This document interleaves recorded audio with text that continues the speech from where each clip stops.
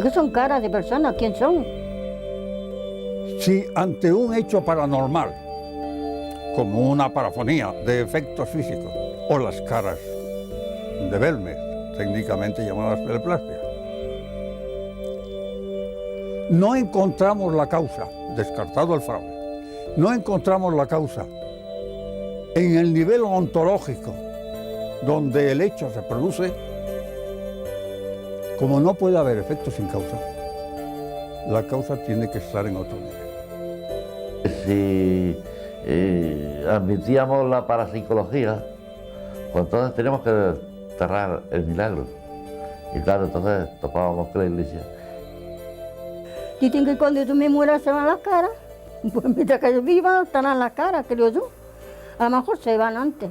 Se alcanzan ya de estar aquí, ya se van. Que se vayan a otro lado y le den la murga a otro. María ya no está entre nosotros, pero sus caras siguen postradas en el suelo de cemento.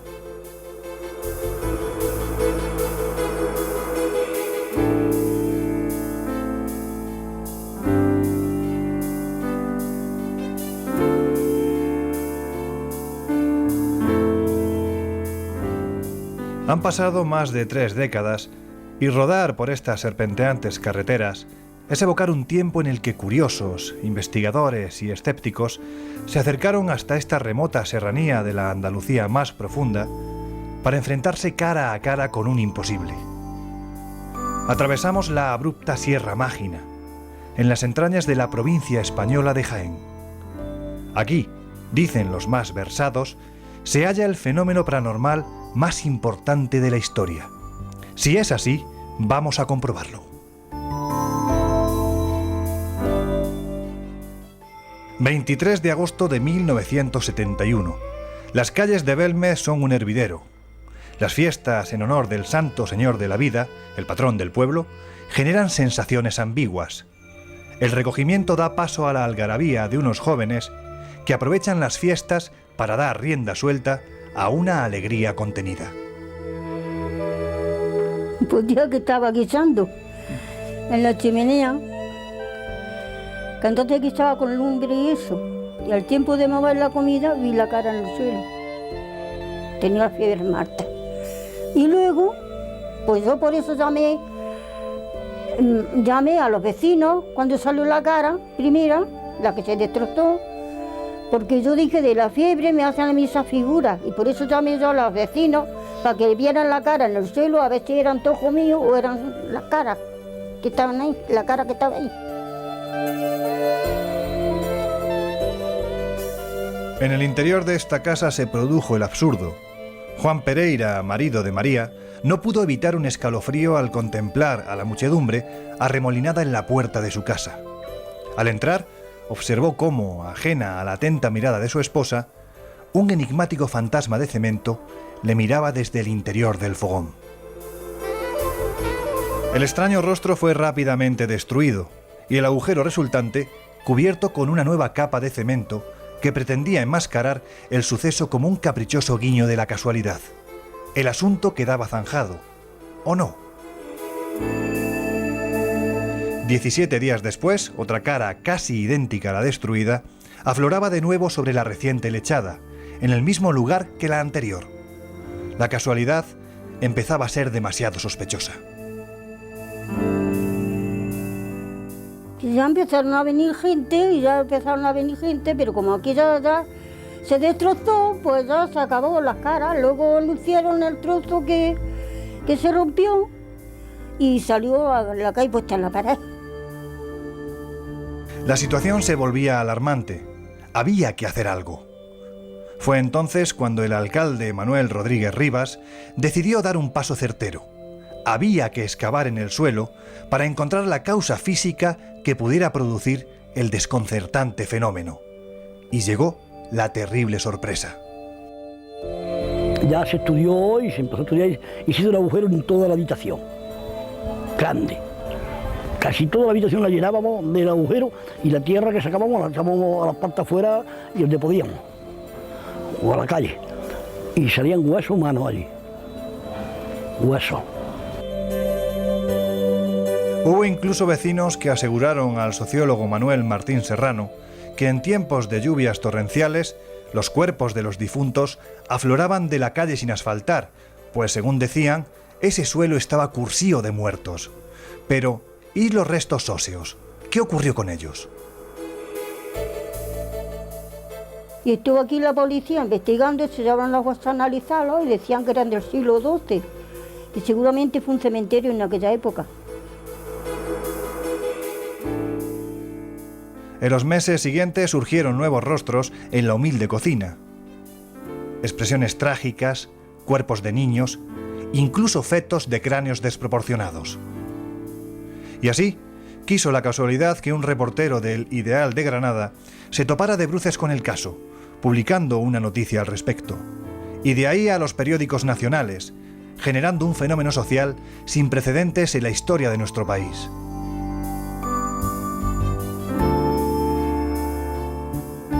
Había colas y colas. Venían a ver las caras, como ya los periódicos tanto hablaban de las caras, pues ya la gente pues venían a ver las caras. Había días que pasaban 2.500 o 3.000 personas por aquí para ver las caras. Y aquello entonces se agotaba el pan, se agotaba los bocadillos en los bares, la cerveza. Y aquello fue lo que algo le hizo al pueblo. De este modo, miles de personas acudían cada fin de semana a Belmez, saturando las empinadas calles de la pequeña localidad, dejando sin existencias al pueblo y generando la indignación de parte de sus habitantes.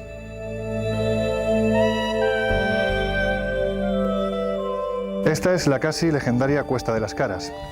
En el año 1971, miles de personas subieron por esta calle, unos para contemplar el misterio en directo, otros para ver el milagro y quizás los menos para ver un descarado fraude, o al menos eso es lo que decían. Nosotros vamos a intentar dar respuesta a estas tres preguntas. ¿Es un fraude? ¿Es una realidad? ¿Es un milagro? ¿Es un misterio? En definitiva, ¿de qué se trata? ¿Qué es el fenómeno de las caras de Belmez?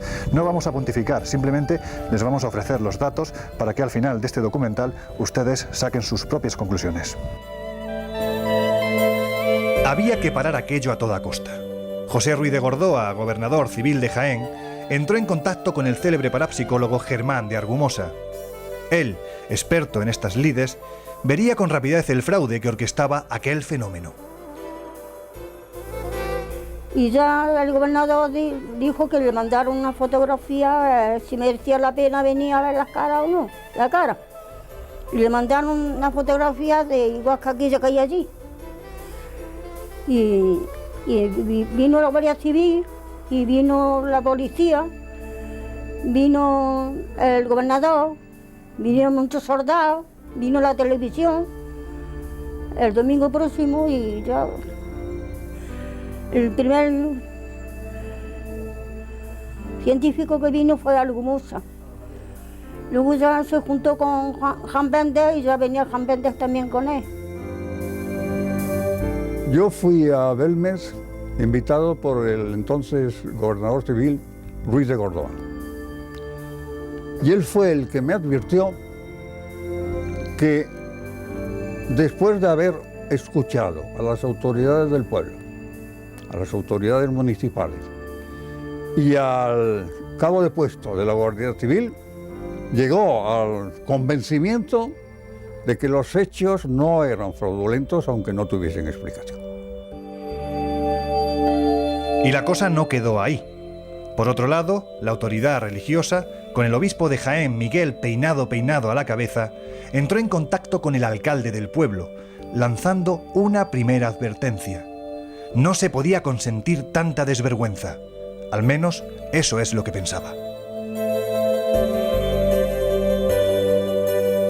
El obispo se vino encima también, mía más que en él, porque yo fui alumno también del obispo y el obispo pues me llamó y me puso casi en la puerta de la calle del obispo. Aparentemente no había fraude. La evidencia del fenómeno era palpable, y entre otros lo constató el célebre parapsicólogo alemán Hans Bender, tras visitar el pueblo. Por aquel entonces el fenómeno estaba más vivo que nunca. Hubo incluso periodistas que tuvieron la oportunidad de observar y constatar en directo cómo se formaban caras en el suelo.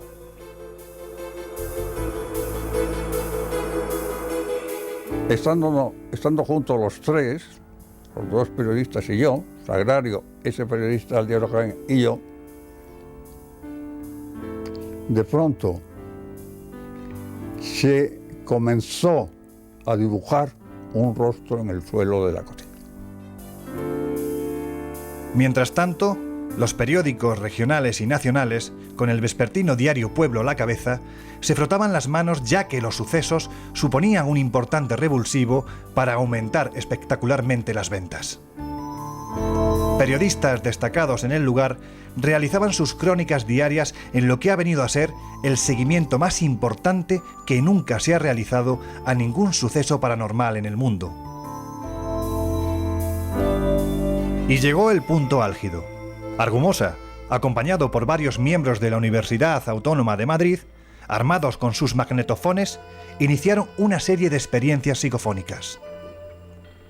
Y entonces, conversaciones al calor de la lumbre, gritos desgarrados y llantos empezaron a surgir de aquellos aparatos, añadiendo aún más si cabe una nota tétrica a lo que acontecía en la ya célebre cocina. 10 magnetófonos, el mío y 9 de mis alumnos, en estos 10 se graba una voz femenina que dice: el infierno empieza aquí. Y luego, en una posterior grabación, a una pregunta mía se obtiene la siguiente introducción paranormal: yo sigo enterrado. Pero hubo más. Las psicofonías registradas, según el investigador cántabro, las más terroríficas que jamás ha obtenido, aportaron pistas de lo que antaño ocurrió en ese inmueble. Otra grabación de verdadero interés es un grito muy desagradable de mujer después de haberse oído expresiones eróticas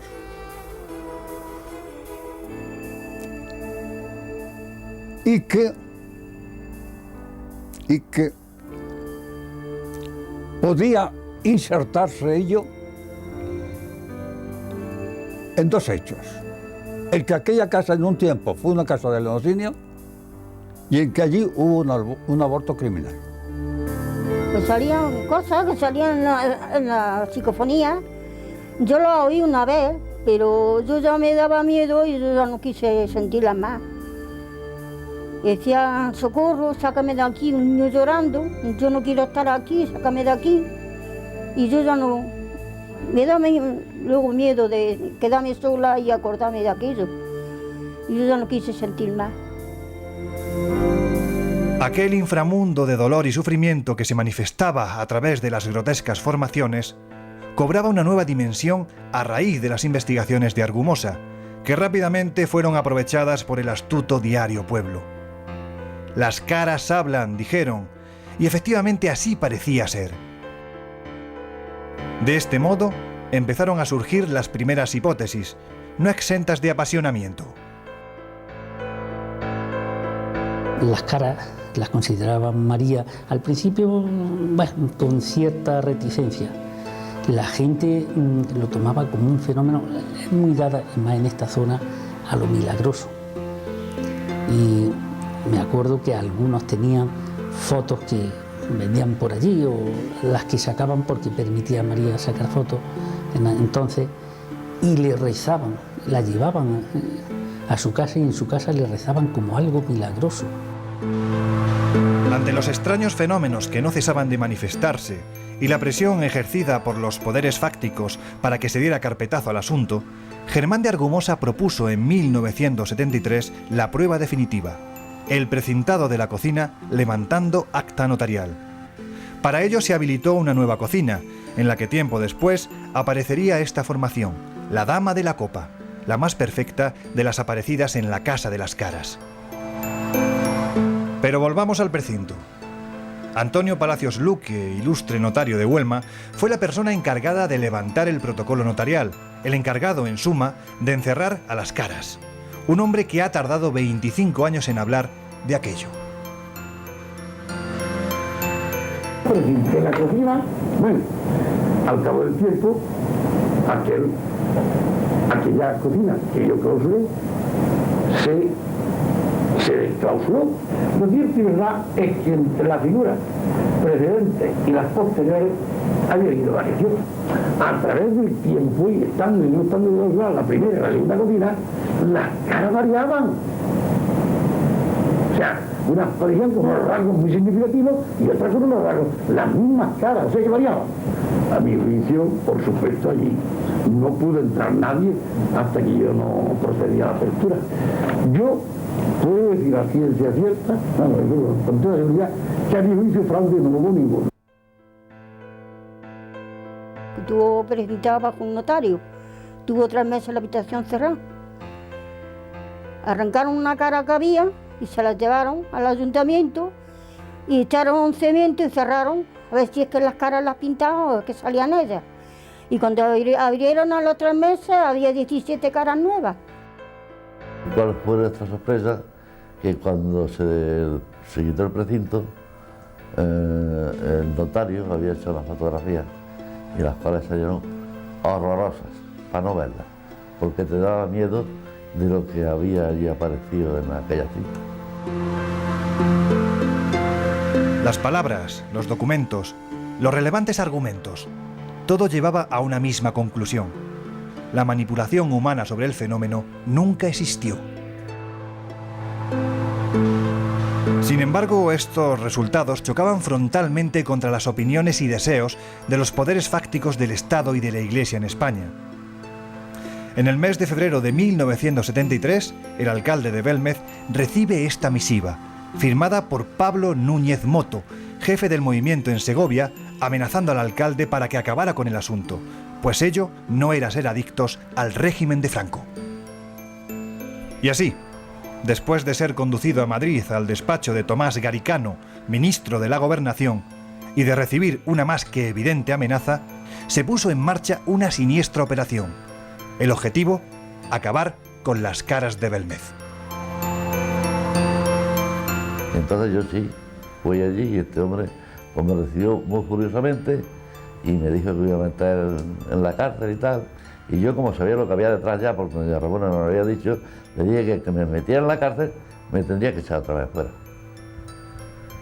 Y allí pues acabó toda la cosa. Yo me vine muy tranquilo, me dijo que tuviera mucho cuidado con lo que hacía y que eso había que desterrarlo, porque eso ni era un cara, ni eso era un milagro, ni eso era nada.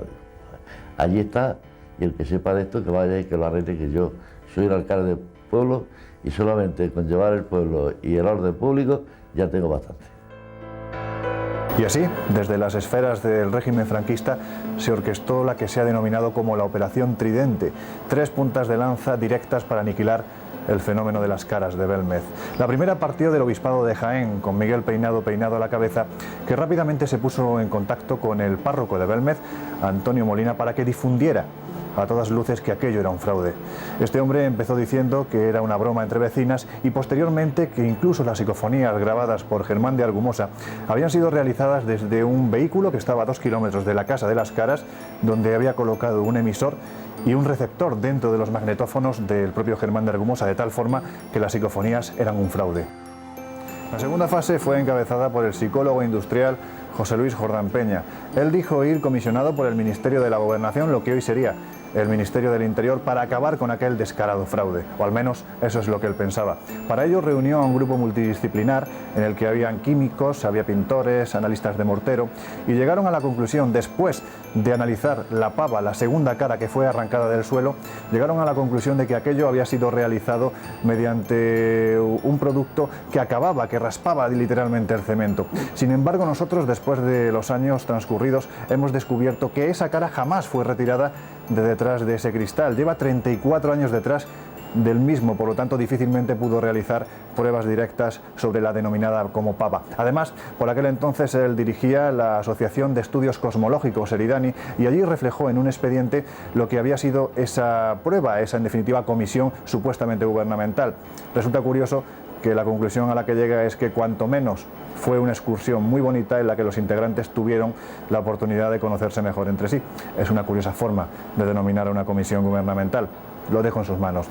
Y la tercera fase fue la orquestada por los medios de comunicación, concretamente por el diario Pueblo, aquel que aumentó las tiradas de forma espectacular, donde en un principio dijo que el fenómeno era auténtico y posteriormente, de la noche a la mañana, parece ser que hubo una orden directa desde arriba para que acabaran con el fenómeno. Dijeron que aquello era un fraude. Ya no se hablaba de las caras de Belmez, sino de los caras de Belmez. Realmente la Operación Tridente lo que sí consiguió es mantener un denso halo de silencio durante la década de los 80 y consiguió su objetivo, que era aniquilar el fenómeno de Belmez y que la gente pensara que aquello era un fraude prácticamente hasta la década de los 90, que es cuando surgen nuevas caras y llegan los nuevos investigadores. La Iglesia no consiguió sus objetivos. Las supuestas comisiones gubernamentales no existieron y jamás se analizó, como en su momento se afirmó, de manera directa el rostro de la pava, ya que nunca, en todos estos años, fue retirado el cristal que la protegía tras ser empotrada en la pared. En definitiva, la influencia del régimen fue demoledora. Aquí todas las noches eran uno sobre otro, policía una sobre otra, a ver lo que pasaba. Y los medios se cebaron con el pueblo. Bajo la consigna "acabar con el tema", publicaron que los rostros habían sido pintados con sales de nitrato de plata. Nueva mentira. Más adelante veremos por qué. Nos atacaron mucho la prensa, el periódico Pueblo, que era entonces el famoso periódico Pueblo, pues lo montó en 3 días y lo tuvo que tirarnos, no tirar las caras, sino el pueblo en sí, en un día nada más. Y aquello fue un desastre. Y lo vimos mal porque unos me llamaban por teléfono diciendo que adelante, otros que para atrás, los otros que eran sinvergüenza, los otros los 3 caras de verme. En fin, aquello era un desastre. En el pueblo se fue una piña y sobre todo a raíz de la declaración del diario Pueblo cuando dijo que las caras de Belmez eran los caras de Belmez, ¿no? Es decir, como que el pueblo entero ya estaban acusando a todo el pueblo de que se quería beneficiar del fenómeno eso, que era una falsedad, ¿no? Y después de todos los estudios que se han hecho, se comprueba fácilmente que no hay ningún tipo de montaje ahí. No obstante, el fenómeno continuaba manifestándose con mayor intensidad. Estamos en 1975 y las caras siguen apareciendo.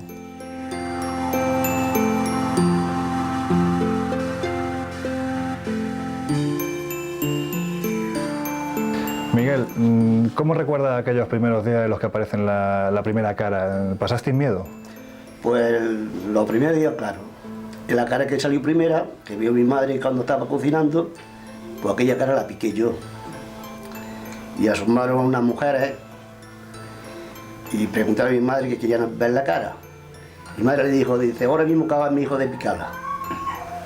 Y las mujeres se enfadaron conmigo, que por qué había picado yo la cara. Y entonces, pues, aquella cara se le echó otra vez el cemento, se apañó y al otro día por la noche apareció otra vez la cara. ¿Y era la misma? Era la misma cara. Pero claro, ya se veía bastante mejor. Después de que apareciera esa segunda cara, vosotros hicisteis un agujero para ver qué es lo que había debajo del lugar donde estaban apareciendo, es decir, justo debajo de esto. Sí, el investigador que entonces venía por aquí era Germán de Argumosa, y entonces se hizo una excavación ya de los 80, cuando se acabó. ¿Esa la hiciste tú? Sí, yo y mi Diego, mi hermano. Y se hizo la excavación, ya se llegó a una tosca modura y ya no se podía hundar más y ya tuvimos que dejarla. Pero es cierto eso que se ha publicado, que aparecieron huesos. ¿Eso Sí, es cierto? Sí, es cierto. Que eran huesos humanos. Eran huesos humanos y según los análisis que hicieron entonces decían que eran del siglo XII, los huesos. O sea, porque aquí antes lo que había era... de huesos, no eran huesos grandes, no eran huesos enteros. Y sí, era cierto que... Porque aquí lo que había antes era un cementerio, justo debajo. Dice sí, sobre el siglo XII, algo así. Y cuando tú viste aquello, ¿qué pensaste? Pues nosotros entonces, nada, que huesos sí se puede dar casualidad que salgan en muchos sitios. Se ha dado sitios, así que han hecho excavaciones que han hecho y siempre han salido algunas veces huesos y eso, pero que Claro. Pero yo me imagino que después de ver los huesos asociasteis el hecho de que hubiera hueso a que aparecieran caras, me imagino. Tenía que haber algo. Yo no he pensado nunca eso. No. No, porque en una ocasión la cara de Franco salió también. Tuvieron aquí los nietos viéndola y reconocieron que sí, que era la cara de su abuelo. Investigadores que dicen que esto es un fenómeno auténtico, pero hay otra gente que dice que esto es un fraude. ¿Qué les decís vosotros a esa gente? Eso que dice que es un fraude, lo primero que yo creo que aquí la mayoría no han estado. Lo segundo, que qué motivos tienen ellos a decir que esto es un fraude. ¿A qué se agarran? ¿Qué pruebas tienen? O sea, que eso de que vosotros la habéis pintado, nada de nada. Aquí de pintura nada. Además, esa cara que hay aquí, que le llamamos nosotros el pelado, esa cara la no fueron un año entero investigándola. Esa se la llevaron un día de los Santos y al año siguiente, para el mismo día de los Santos, la volvieron a traer. Y nunca han dicho que aquí hay fraude ni que... O sea, que la investigación que se hizo, lo que concluyó es que no se había pintado esa cara. Sí, esa cara no se ha pintado. Por supuesto que no. Lo que pasa, me dieron los muchachos que tuvieron aquí que su padre era ingeniero, que tenía los informes de la cara esa, de todo lo que le hubieran hecho, que me lo iba a mandar, lo cual todavía no me lo ha mandado. ¿Y tú qué piensas que puede ser el fenómeno este que tenemos aquí en el suelo? Bueno, el fenómeno yo no puedo pensar lo que es, hombre, porque no lo sé, pero que eso de pintado y nada de eso, eso que se le quita la cabeza a más de 4, que eso no es así. Entre las descaradas formaciones destacaba el Pelao, que fue arrancado del cemento y trasladado para su análisis al Instituto de Hidrología y Mineralogía de Valencia por el doctor Juan José Alonso, miembro a su vez del Consejo Superior de Investigaciones Científicas. El informe de la investigación certificó la presencia de sustancias carbonosas y material orgánico, elementos que, como es lógico, permanecen en el suelo de la cocina. El resultado descartó la existencia de nitrato de plata como elemento activo y detectó la presencia de zinc y hierro, aunque en un porcentaje tan bajo que resultaba imposible que fuera utilizado para dibujar las caras. Y mientras, los medios, satirizando el asunto hasta extremos insospechados, llevaron a cabo uno de los espectáculos más dantescos de toda esta trama: el juicio a las caras en Málaga.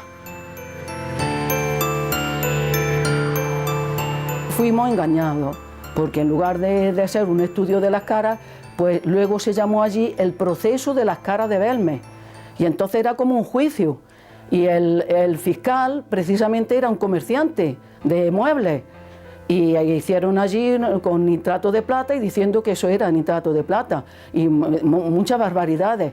Y yo quise, me levanté del asiento que estaba con todo el público, me levanté y fui allí al escenario y no me dejaban hablar.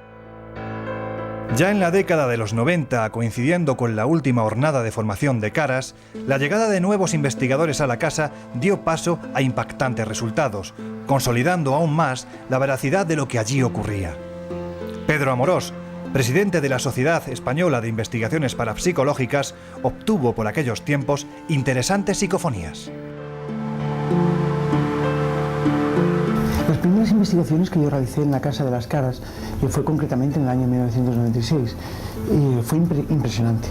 Sobre todo la forma en la que María Gómez Cámara nos enseñaba, entre comillas, a cómo manejar los equipos, porque tenía una larga experiencia corrida a través del fenómeno de la psicofonía.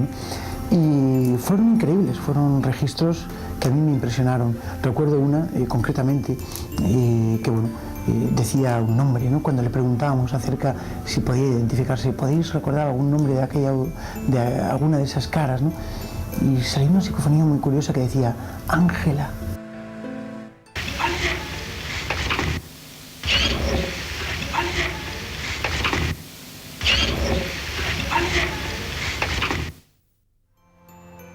En otro momento, otra psicofonía parecía decir matar a él, de una forma muy contundente, matar a él. Matar a él. Matar a él. Quizás una de las preguntas más curiosas que llevamos en nuestro cuestionario refería acerca de la posibilidad del fenómeno de origen trascendente. Si había almas, si eran seres del más allá. Y curiosamente una voz como de niño, dijo, almas hay.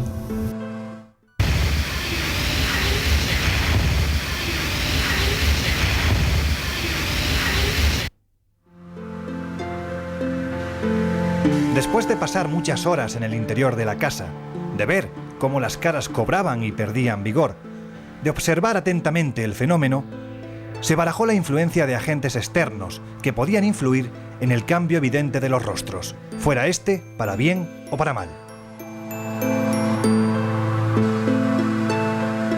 La humedad siempre ha sido un factor importante en las investigaciones de Belmez de la Moraleda. Hay que tener en cuenta que bajo estas calles pues circula pues una gran cantidad de agua que pensamos que ha sido pues un factor proclive para el desarrollo, formación, evolución y pues conservación del propio fenómeno de las caras de Belmez. Pero hubo otra vía de investigación, aquella que hablaba de los familiares de María Gómez fallecidos de manera trágica en plena guerra civil. ¿Acaso eran ellos los que se asomaban desde aquella pantalla que parecía abrirse entre dos mundos? La familia de María Gómez Cámara murió en el santuario Virgen de la Cabeza en Andújar, a más de 100 kilómetros del pueblo del Misterio de Belmez, y murió trágicamente por la guerra civil, en un punto muy concreto, en el punto más alto de Sierra Morena.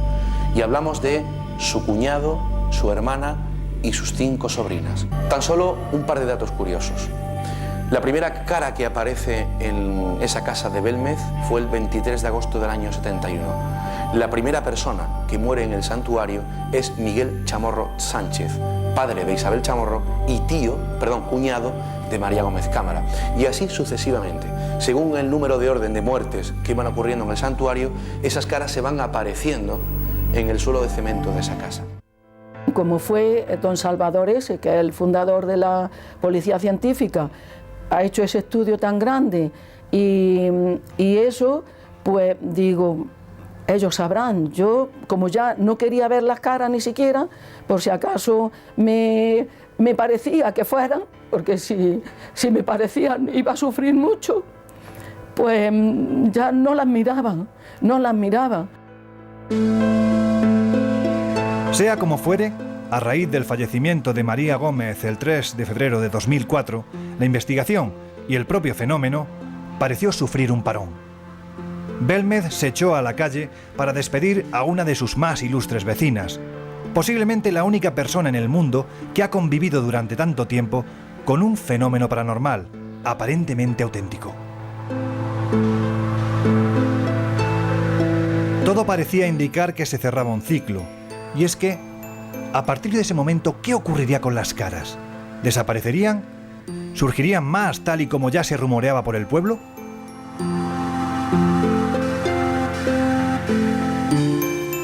A fin de acabar con tanta rumorología, 4 días más tarde, el 7 de febrero, entrábamos en la Casa de las Caras. De manera minuciosa y con un vacío terrible en la estancia, se procedió al inventariado de las caras. El fenómeno seguía su lenta evolución, pero de nuevos rostros surgidos bajo el sillón de María en los últimos días de vida, o de poco menos que diablos asomando al cemento, nada de nada. Y así, conscientes de que llegábamos a un aparente punto y final, marchamos de Belmez. Ya poco más se podía hacer.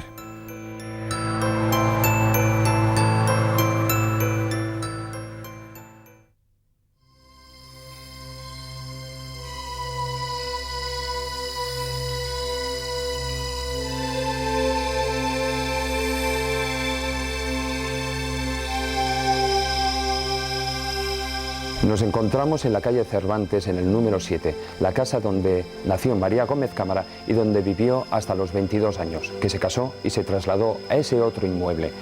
Pero en esta casa, 8 meses después de su muerte, acontecieron unos fenómenos extraños, lo que se ha venido a denominar la segunda Casa de las Caras. Nos encontramos exactamente en la calle Cervantes número 7, el lugar natal, la casa natal de María Gómez Cámara, un lugar donde el 25 y el 26 de septiembre del año 2004 se produce una aparición de un fenómeno increíble, una manifestación muy similar a la observada en la Casa de las Caras, en la calle Real número 5, es decir, en la Casa de las Caras de Belmez. Aquí en este lugar han ocurrido cosas verdaderamente increíbles, cosas que yo personalmente desde el punto de vista de la investigación no podría explicar con términos lógicos desde el punto de vista científico y desde luego con términos bastante amplios desde el punto de vista paranormal. Sinceramente ocurren cosas muy extrañas, pero acompáñenme y voy a enseñarles un poco la casa y dónde ocurren esos fenómenos.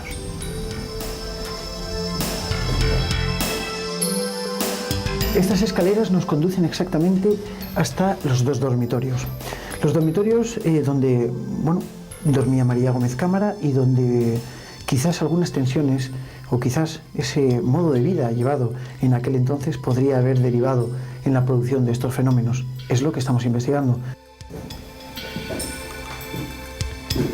Esta otra habitación donde nos encontramos ahora es conocida por muchos lugareños como la habitación de la muerte. Aquí en este lugar han muerto algunas personas, algunas relacionadas con la familia, evidentemente, y en circunstancias bastante curiosas. También es un lugar donde han ocurrido algunas sensaciones extrañas por parte de algunos testigos y donde también se escuchan golpes verdaderamente increíbles y que no se sabe bien por qué se producen. Desde el punto de vista de lo paranormal, lo que nosotros comprendemos por raps o tipología, que son ese tipo de golpes que no tienen un origen normal, pues a veces aquí se dan. Y se dan esporádicamente y efímeramente, muy rápido. No sabemos por qué.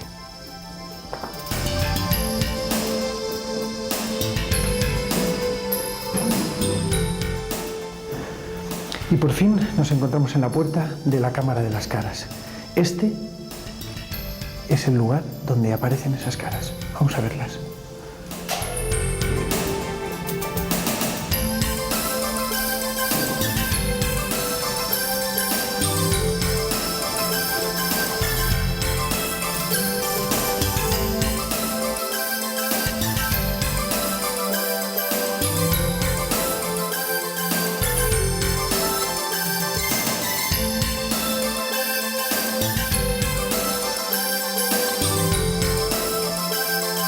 Aquí observamos algo muy característico y es un nivel de humedad muy grande. Estamos en la última planta.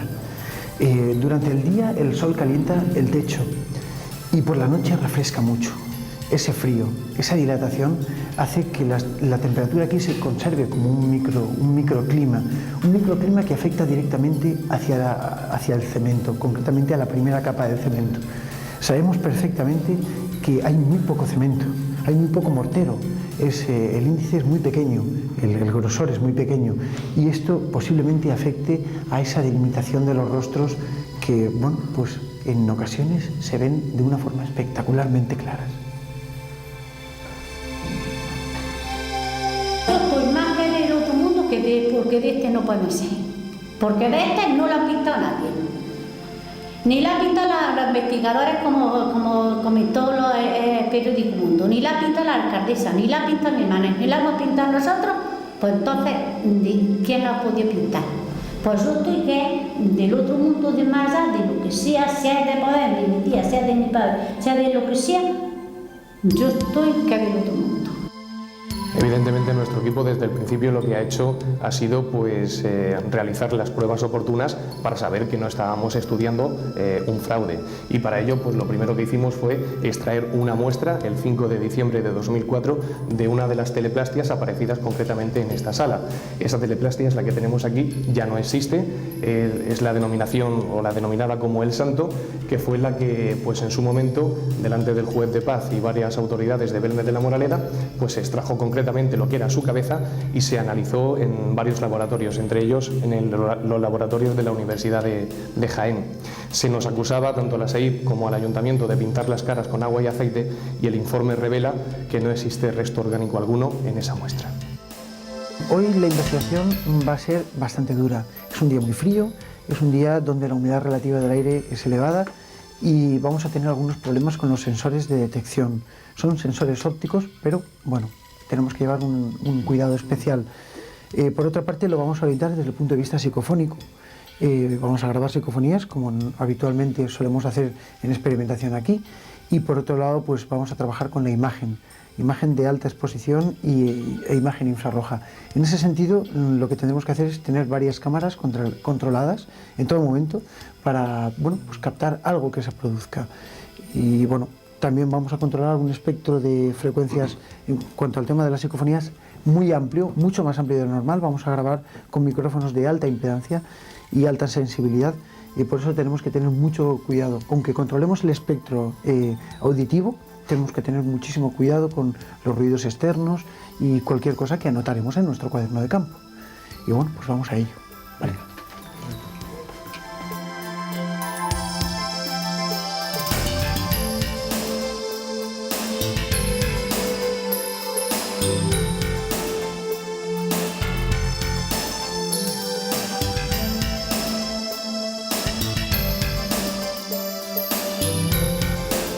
Pedro, ¿dónde colocamos los sensores? Colocamos uno aquí abajo, en la cámara, donde la otra desactivó también, y ponemos este, por ejemplo, en la escalera.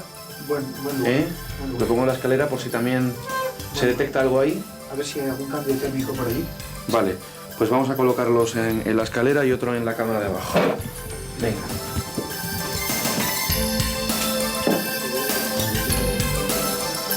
Y repito, en el caso de que el aparato detectara algo, sonaría.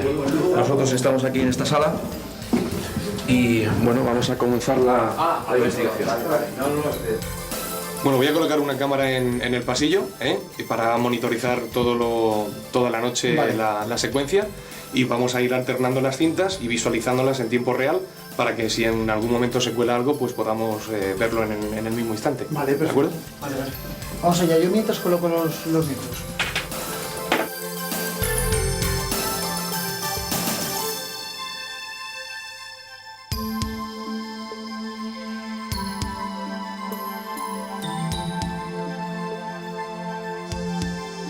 Estamos recogiendo los cables, recogiendo los equipos. En ese momento escuchamos un ruido ensordecedor, un ruido de acero, de hierro, como si algo pesado se arrastrara por el suelo. Seguidamente yo me giro hacia el lugar donde escucho ese sonido y de repente veo como una silla pesada de hierro se estaba desplazando sola por el suelo.